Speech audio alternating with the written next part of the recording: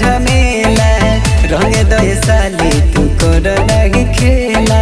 सुना हो होलियो के दिन साली कर न झमेला रंग दे साली तू कर नहीं खेला। आज हो खेदा मन तनी गिला गिला गिला गिला जीजा से दूर जानी भागो साले डाल दो रंगवा पीला पीला। ए हो जीजा से दूर जानी भागो साले डाल दो रंगवा पीला पीला।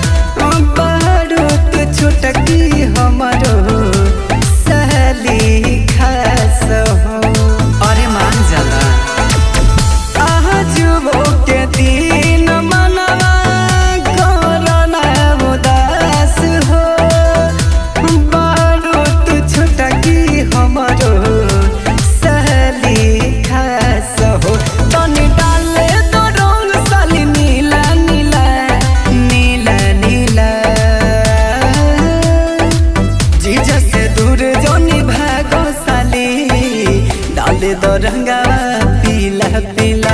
ए हो जीजा से दूर